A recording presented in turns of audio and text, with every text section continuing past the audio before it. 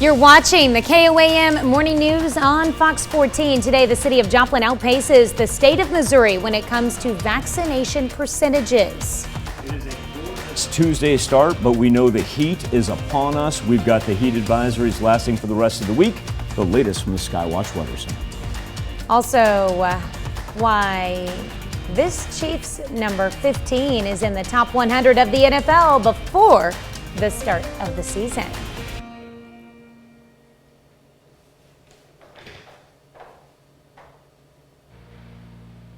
Thanks for joining us for the KOAM Morning News on Fox 14. I'm Tanya Bach. We have breaking news this morning from the Middle East.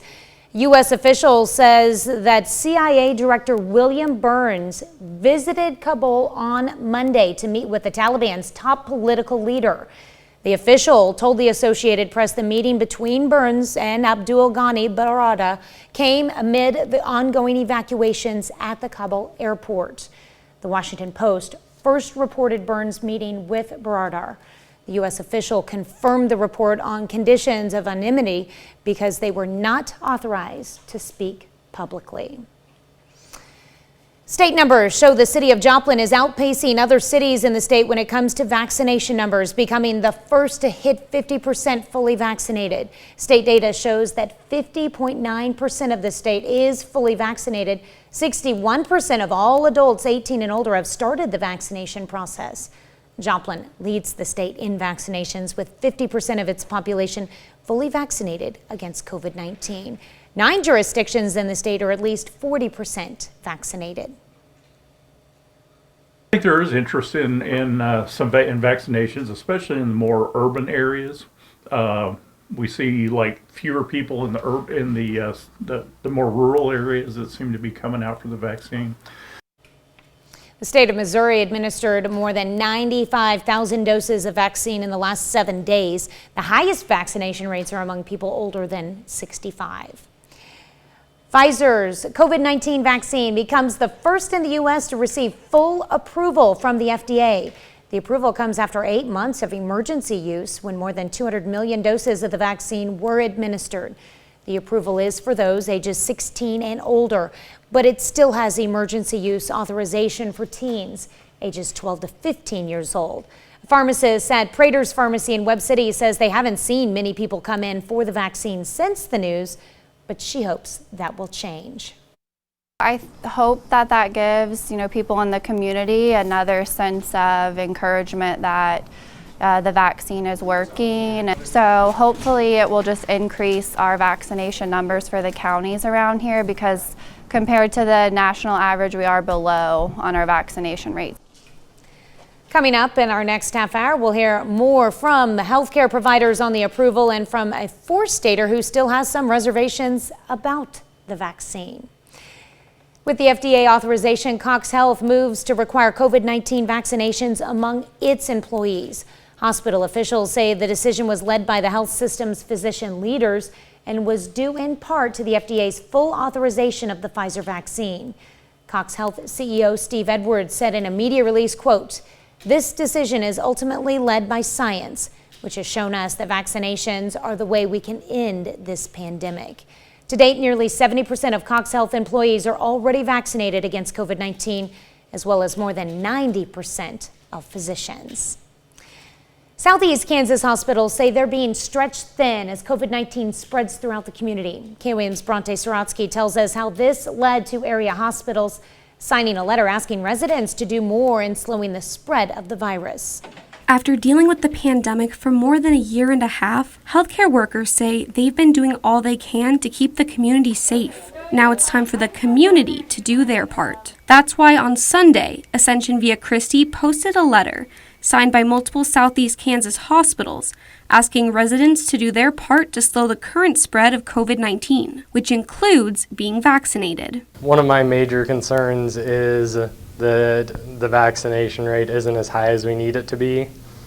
And I know a lot of people have been hesitant to get the vaccine for different reasons, but I would encourage everyone that has been hesitant up to this point to reconsider. Right now, 29% of patients are being treated for COVID-19, which puts even more strain on smaller communities like Neodesha. Last week, we've had 2 patients that we had difficulty finding place for them to go. On Ascension Via Christi's Facebook page, where the letter was posted, they stated that a doctor in the Southeast Kansas area had to call 21 different hospitals in the region to find one bed for a non-COVID patient. We have the ability to take care of patients, but it is increasingly difficult to transfer patients to higher level of care in bigger cities because the capacity is getting to be quite a challenge. Which is why hospitals are asking the public to take precautions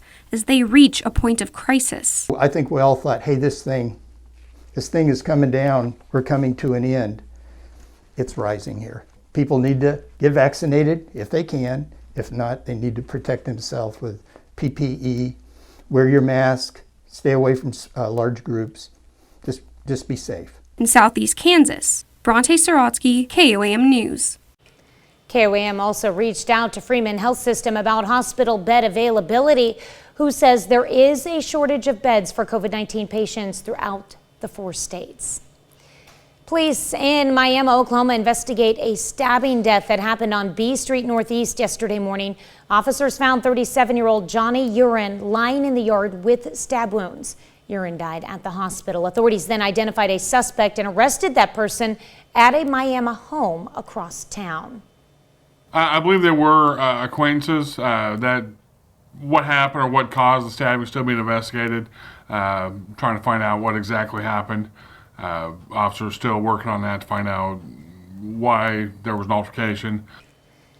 Authorities have not yet filed formal charges.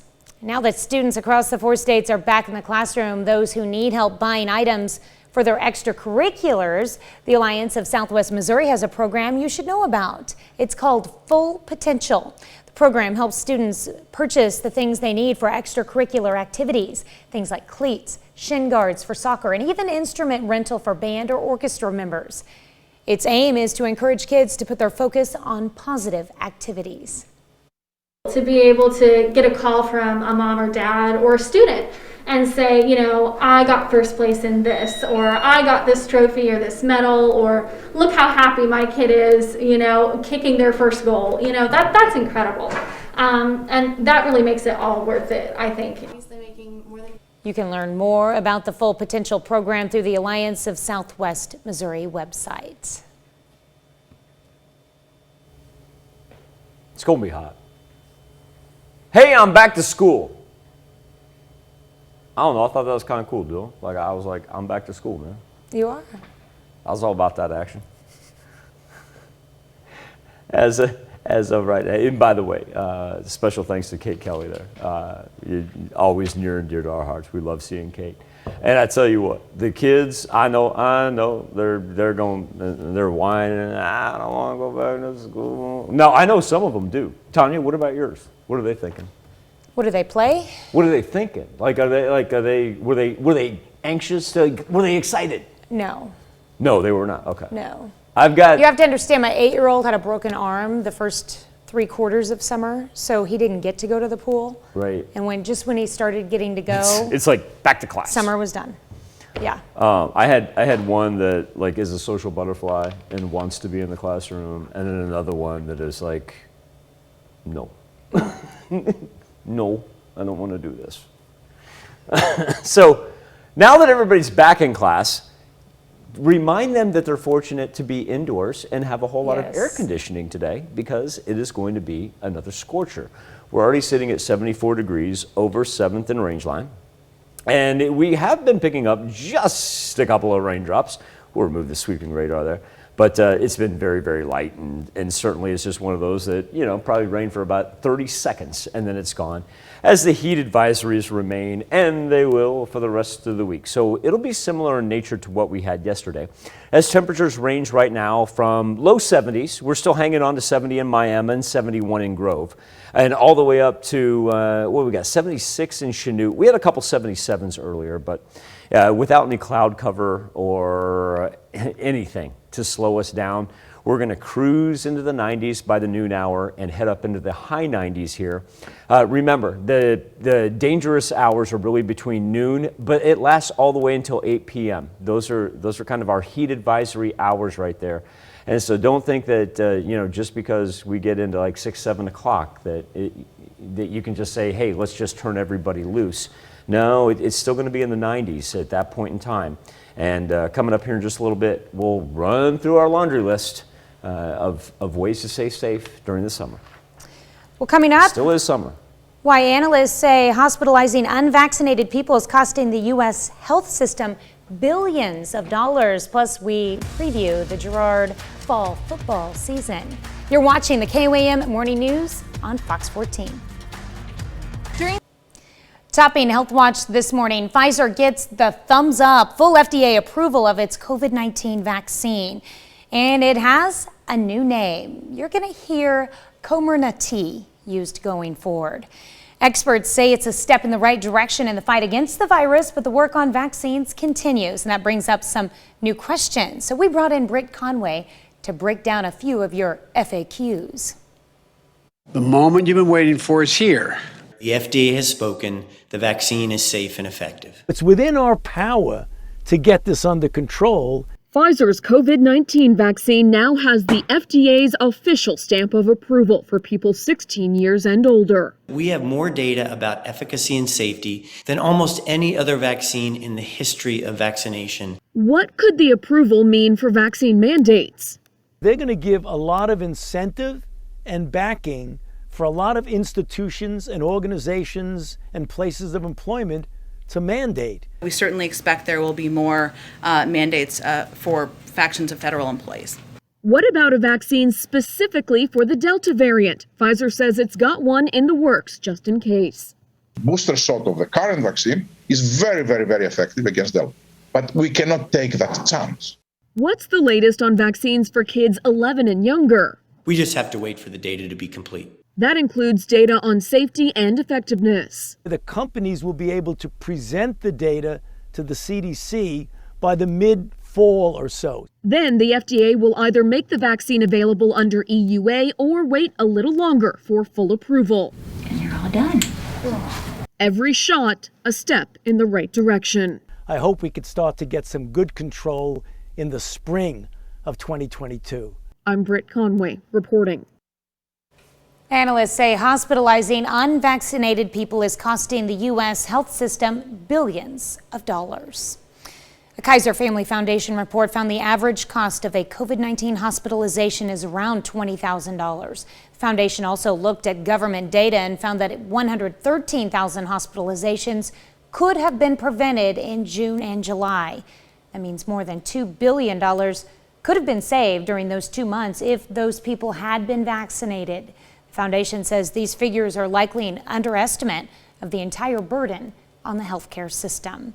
That's a look at some of today's top health stories. You're watching the KOAM Morning News. All right, Tanya, we've got heat advisories. This is going to be the drum that we're going to be banging all week long because we're going to end August just about the same way that we ended July. As a matter of fact, you've got to go back to the end of July, the last time that we were stringing together temperatures that were up into the high 90s for more than 2 consecutive days. Really, August 10th and 11th, we got up to 97 degrees, but then we were bookending those days with low 90s. And so it's been a while since we've seen a run like this. Already up into the mid 70s, and we know the humidity is going to play a factor, as will the southwesterly wind. It'll pick up this afternoon and come in at 15 to 20 mile per hour gusts. As far as what we're looking at nationally, all the thunderstorm activity, it will stay to the north of us. And if you'll notice, we're used to kind of the afternoon and evening pop-up showers. Well, we don't even get cut in to the, never mind the marginal area, we don't even get cut into the light green that would just indicate some showers. And honestly, that really did help here last week. The cloud cover helped, the rain.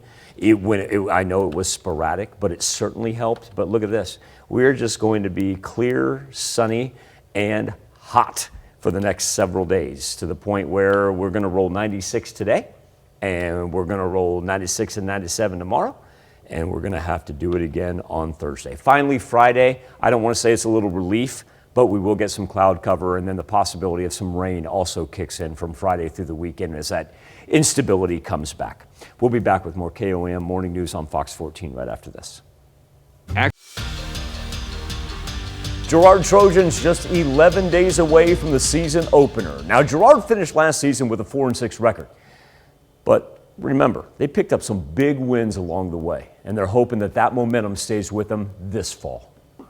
The Girard Trojans are coming off their first playoff win since 2016. Those last 2 games, we won the turnover battle, and I think that's kind of something we can resonate on this year and build from. But it does give you some confidence coming into it. But it's a new team. We lost a lot of parts from that team, but we got a good group coming back off of it. It's a lot of motivation to get back out there and show them what we can do. Seeing some of those things, that simple things that you can take care of yourself can help you win games and be in competitive games. I think that's something we can build off of. The Trojans have 6 starters back on each side of the ball from last year's team. Their experience lies mostly at the skill positions. We've got quite a few skill guys that at least saw some playing time for us. Last year was an interesting year with the COVID and everything and the quarantines that they had to kind of earn their stripes maybe before they were ready. It's the interior on each side where Girard will have the most new faces. Things are going really great. We got a new line this year, ready to compete, and for this Friday coming up for our Jamboree, we're ready to play. We've got some parts there. Our offensive defensive line is going to be green, but willing. I think they've bought into what we're trying to do, and I think they'll be aggressive. They'll be a little undersized. I've told them that they'll probably be undersized in every game they play, but they got to be technicians and do things the right way and play hard. Girard plays in a tough league and a good district. They're hoping to take another step forward this fall and compete with the best of the best on their schedule. Those teams that have been at the top tier, we want to try to get to that point where we're knocking some of them off, and I feel like we're getting a little closer each year. But we've got to build on what we've got, and I think we got a chance to be decent if we can take care of things and continue to work each week. Neil and the Trojans open the season on September the 3rd, the old traditional opener. It's a home game against the Colgan Panthers. Now, the Chiefs play their final preseason game of the year on Friday against the Vikings. They're 2-0 so far in the preseason. Beat the Cardinals last Friday 17-10. And in that one, the starters on offense, no, they didn't do a ton. But I'll tell you what, the defense did. Picked up 5 sacks. And how about this? The defense allowed just 239 total yards. Our defense they played well. And so I thought the guys executed well, great communication. Defensive line was able to put pressure on the quarterback, all the things that you need for the second game. As we stay with the Chiefs, wide receiver Tyreek Hill, number 15 on the NFL's top 100 player list for this season. Hill moves up from being number 22 last year. In 2020, 87 catches, more than 1,200 yards, 15 touchdowns, led the NFL with 14 yards per touch. Hill's made the Pro Bowl in each of his first 5 seasons, 5,300 yards, 53 offensive touchdowns in his career. The control room did not write this down for me, but I'm obligated to say, we'll be right back. It's time to honor today's four-state hero. Specialist William Heffley, a member of the United States Army during Operation Desert Storm and a member of the 891st Engineer Battalion. His hometown, Altamont, Kansas. We salute Specialist William Heffley, this morning's four-state hero. Mercy is planning to raise its starting wage to $15 per hour for thousands of hospital employees next month. Laura Schwenker spoke with Mercy officials in Springfield about what prompted that move. $15 an hour. Our coworkers are our biggest concern, and we feel like this is one way to support our coworkers, their families, and our communities. The hospital is increasing pay in a move to get more employees to choose Mercy as a career. It also keeps us competitive in a very rapidly changing marketplace. I think obviously with entrance into our markets across our ministry footprint, competition for talent is pretty aggressive. All workers will be eligible for the new starting wage, including housekeepers, food service workers, transportation workers, and technicians. It's a mission-centric move for us to continue to support our coworkers in this manner. The change stems from an $18 million additional annual commitment Mercy added to its budget. Workers will see the increase on their paycheck on October 8th. Mercy is very excited to be able to offer this to its workers. We want to make sure that we can attract and retain the best talent possible so that we can continue to provide compassionate care and exceptional service to our communities. And so it just, again, it feels like it's an opportunity to positively support and take care of our coworkers. Another half hour of news and weather is just ahead. Coming up on the KOAM Morning News on Fox 14, a plea from doctors when it comes to vaccinations because of the shortage of hospital beds and a possible cracker shortage. Nabisco workers on strike. You're watching the KOAM Morning News on Fox 14. We'll be right back. Starts now. Welcome back to the KOAM Morning News on Fox 14. It's currently 7:30. Let's take a look at today's top stories.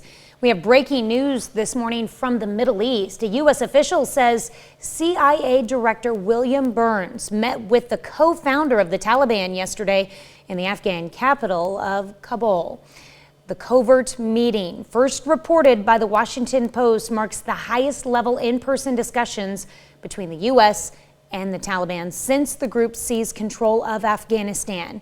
While the CIA would not comment about the meeting, the Post reports the conversation involved the August 31st deadline for the U.S. to conclude evacuation missions. In other news, the FDA's approval of the Pfizer vaccine could impact vaccination rates in our area. KOAM's Zach Dodge has details and local reaction. Those who've been waiting for full approval should go get your shot now. That's what local health providers hope residents will do after the FDA officially gives Pfizer's COVID-19 vaccine full approval. Hope that gives, people in the community another sense of encouragement. Amanda Wilson, the pharmacist at Prater's Pharmacy in Webb City, says they haven't seen any more of a rush for the vaccines than they normally would. But they're ready for it if it comes. We do have Pfizer vaccine in stock in case there is some more interest in that. We've had some people in that have come in because of the FDA approval, and so clearly for some it's definitely going to make a difference. And while Stone's Corner Pharmacy has had walk-ins because of the news, Isaacs explains that at this point it's hard to know if their vaccination rate is any higher. Another thing that's hard to gauge, the impact the approval will have on vaccine hesitancy. Dozens have already taken to social media to say the approval doesn't change their minds. And Iola, Kansas resident Mickey Herrera is still on the fence. I am still leery of that. She and her husband both had COVID-19 at the end of July. Their symptoms were mild, so they didn't need hospital care. She's still apprehensive. I just kind of want to see what long-term effects are and more studies, because I know it's still so new, and I know, like my doctor even said, they're still finding out new things of COVID and the new, strains that are coming out. I just kind of want to wait and see. In Webb City, Zach Dodge, KOAM News. The Joplin Health Department is reporting 5 more COVID-19 deaths. The patients were 2 men, a 52-year-old and a 71-year-old, and 3 women ages 60, 71, and 73. The latest deaths bring the city's total to 160. At the same time, state numbers show the city of Joplin is outpacing other cities in Missouri when it comes to vaccination numbers, becoming the first to hit 50% fully vaccinated. State data shows that 50.9% of the state is fully vaccinated. 61% of all adults 18 and older in Missouri have started the vaccination process. Joplin leads the state in vaccinations with 50% of its population fully vaccinated against COVID-19. 9 jurisdictions in the state are at least 40% vaccinated. State of Missouri has administered more than 95,000 doses of vaccine in the last 7 days. The highest vaccination rates are among people older than 65. With the FDA's authorization, Cox Health moves to require COVID-19 vaccinations among its employees. Hospital officials say the decision was led by the health system's physician leaders and was due in part to the FDA's full authorization of the Pfizer vaccine. Cox Health CEO Steve Edwards said in a media release, quote, "This decision is ultimately led by science, which has shown us that vaccinations are the way we can end this pandemic." To date, nearly 70% of Cox Health employees are already vaccinated against COVID-19, as well as more than 90% of physicians. Well, many Southeast Kansas hospitals signed a letter addressing a lack of available hospital space. The letter asked people in the area to take certain precautions, such as masking in public, getting tested for COVID, most importantly, getting vaccinated. Wilson Medical Center CEO says they were prompted to support the letter due to a decreased hospital space. We've seen a major increase in the number of COVID cases in the last several weeks, mainly the last month. And the letter was to encourage people to get vaccinated, and if they aren't vaccinated, to be sure that if they're sick, stay home. Right now in Southeast Kansas hospitals, 22% of patients are being treated for COVID-19. Got a hot one on our hands. Mm-hmm. I mean, I've been out there moving the tower cam around, and every time I come in, humidity. I told you to take your jacket off, it'll help. The humidity's not going anywhere. No, I know what you're setting me up for. No, it's a good try though. It's hot, folks. It is. And the great thing is, behind the Skywatch Weather Center, you know, all you have to do is see me from here up. I gotcha. Heat advisories in effect throughout the course of the rest of the week. Don't expire until Thursday, as our temperatures already sit anywhere from 70 to about 76. So know that by the time we get to the noon hour, we're going to be sitting at the 90-degree range, top out around 97, and feel in between 103 and 104. We'll be back. Time to update our KOAM News Now Facebook page and our morning Insta poll right after this. Hi.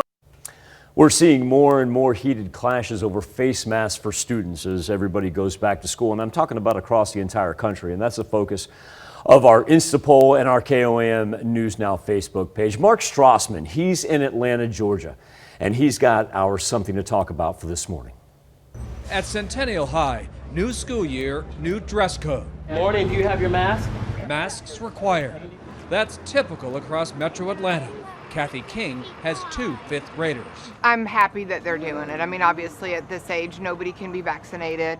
After 3 weeks of classes, by one estimate, more than 23,000 students and staff across Metro Atlanta have been exposed and are now in quarantine. Masking policies vary by school district, even day to day. Douglas County changed its policy 2 days before school began, from masks recommended to masks required. Leading isn't easy. And I know that the decision to wear masks, that isn't popular. School Superintendent Trent North. How important is it to be flexible?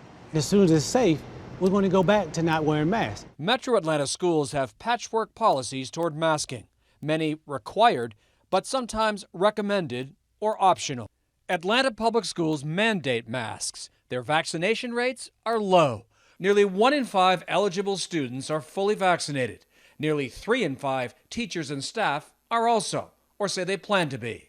Angel Tausma's 5-year-old, Brown, just started kindergarten. It tugs on the heartstrings. I worry about him getting really sick. Even though he's masked. Yes. Oh yes. 100%. Anxiety fueled by COVID's changing face here. Nearly a third of new COVID cases are under 18. Mark Strassman, CBS News, Atlanta. And so what we did this morning is did a little social experiment, I guess, if you want to qualify it as that. There's this thing in healthcare. It's called alarm fatigue. It's, you know, when you hear the alarm go off, it's not that you're ignoring it. It's that your brain kind of tunes it out because it's happening all the time. And we've come to this point where 2 years into the pandemic, I was curious to know, when you're out and about, do you keep a mask with you? And we came up with 3 options. Always, sometimes you forget about it, and if you not even worry about it. And right now, 60% of the respondents say always have a mask, and 38% say no, don't worry about it. I found this very curious right here. How low this percentage is, and it's sometimes forget, clocking in at 2%. Personally, I thought that number would have been a little bit higher. But number one, our engagement this morning has been overwhelming. I cannot thank you all enough for taking part in this, because as a community of viewers, you don't know how much this means that I know that you're taking part and you want to let us know what you think, and I greatly appreciate that. And each and every morning, KOAMnewsnow.com/vote, or right there on the KOAM News Now Facebook page. We're going to be back with Consumer Watch next. In Consumer Watch this morning, more than 1,000 Nabisco workers in the 4 states entered their 3rd week on the picket line. Hurricane season is here, and at the same time, wildfires continue to rage in the western half of the country. But there are ways to protect homes before disaster strikes. Bradley Blackburn has the lowdown on protecting your home. Hurricane force winds can rip a home apart. Researchers at the Insurance Institute for Business and Home Safety set up a massive lab to run this test. Last year's Atlantic hurricane season saw a record 30 named storms, including Hurricane Sally, which led to $60 billion in damage. But Matt Fettner's Orange Beach, Alabama home was mostly unscathed. Standing in my front yard, there are 1, 2, 3, 4, 5 new roofs in the cul-de-sac we live in. Ours was the only roof that made it through that storm. His roof is fortified. The shingles are secured with special nails, and underneath there's an extra water barrier.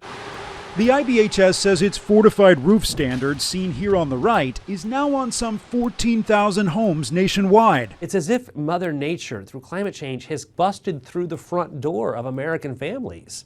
IBHS President and CEO Roy Wright says homeowners threatened by wildfires can also take action. This demonstration shows embers hitting 2 homes. The right side has a 5-foot gravel bed. The other, with wood mulch, ignites, spreading flames to the wood shingle siding. In Northern California's Marin County, inspectors go door to door looking for hazards like this juniper plant next to the house. Juniper in general is just flammable. It goes up like a torch. IBHS found clearing vegetation can double a home's chance of surviving a fire. How should homeowners landscape around their houses? For 5 feet all the way around, it should be non-combustible. Simple steps that can save a home from disaster. Bradley Blackburn, CBS News, New York. Federal government says there were 22 weather and climate-related disasters last year that caused at least $1 billion in damage. Now back to our top consumer story.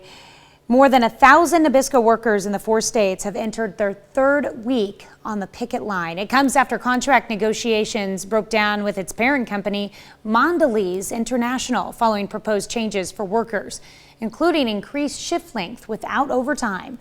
Mondelez says its goal is to continue to provide employees with good wages and competitive benefits. Federal Reserve Chairman Jerome Powell is scheduled to address inflation this week when he speaks virtually at the elite Jackson Hole Economic Symposium. Speech comes as inflation is triggering sticker shock at the grocery store. Latest numbers prove prices are going up for just about everything right now. In today's Consumer Watch, Mandy Gaither takes a closer look at the numbers and what products are seeing inflation take the biggest toll. George's idea was to take people out of an environment, to put them into harmony with nature. Going to Montserrat was like going in. We'll get right back to that. The price of restaurant food or for takeout rose 0.8% in July, the largest monthly increase since February of 1981. We'll be right back with more after this, but first let's take a look at the market prices before the opening bell.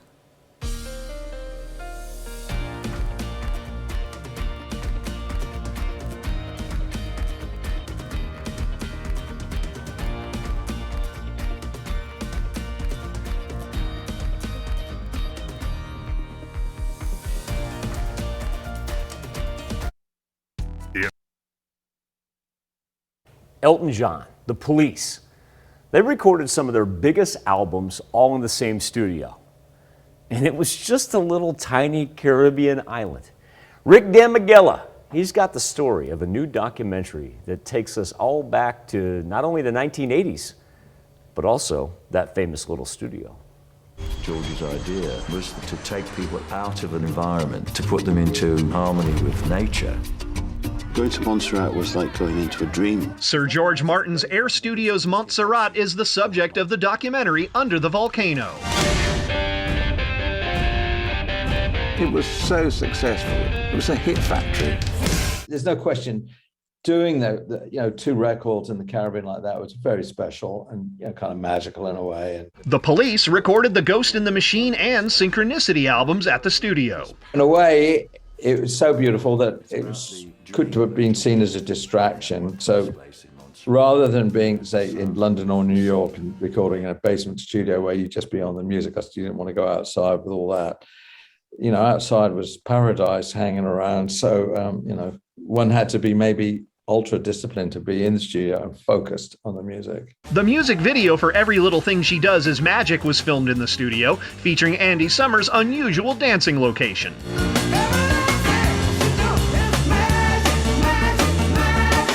You've got this I don't know, much probably $2 million worth of recording desk, and there we are. There's me like dancing across it like light of foot. I'm a trained dancer, so I didn't actually hurt anything. But of course, it's outrageous that I did that.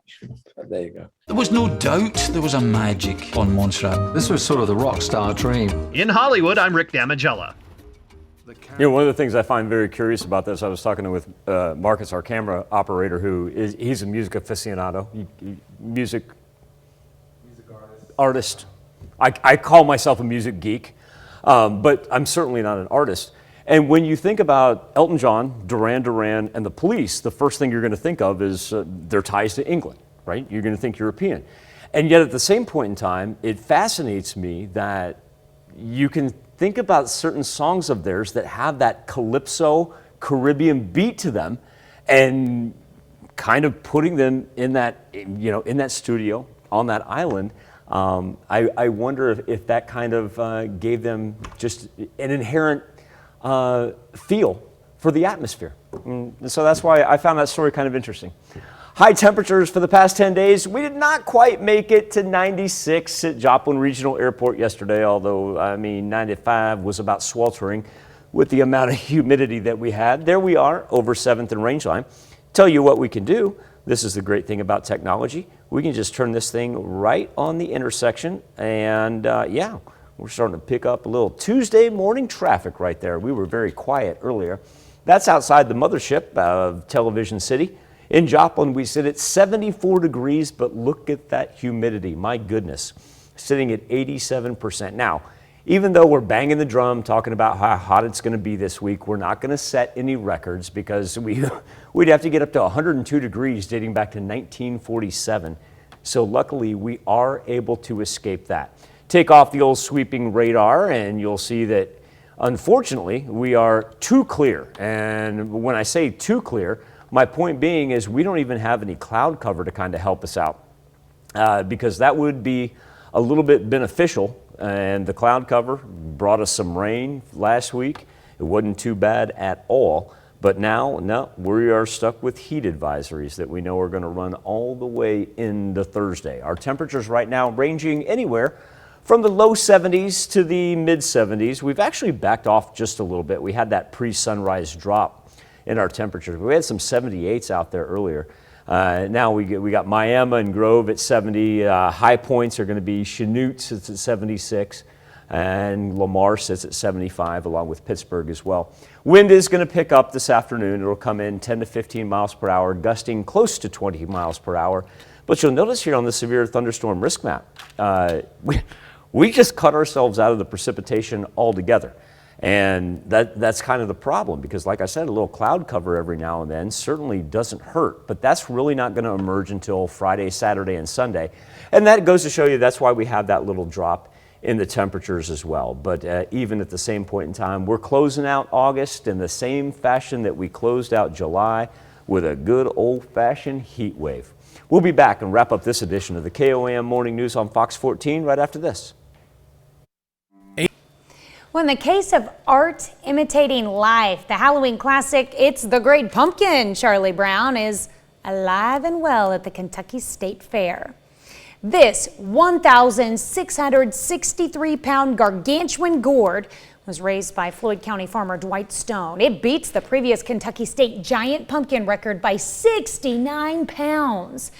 And there was stiff competition from this year from the other Titanic jack-o'-lanterns. But the Floyd County grown gourd takes the cake, or in this case, the pumpkin pie. Champion Dwight Stone isn't giving away his growing secrets or even saying how he managed to get the great pumpkin to the fairgrounds. Kentucky State Fair, huh? It looks like donuts stacked on each other. You know do you know the toothbrush was invented in the state of Kentucky? I did not know that. Well, I mean, if it was invented anywhere else, they would have called it a teeth brush. Thank you for joining us. Have more news and weather when we see you at noon. Have a great morning and an even better day.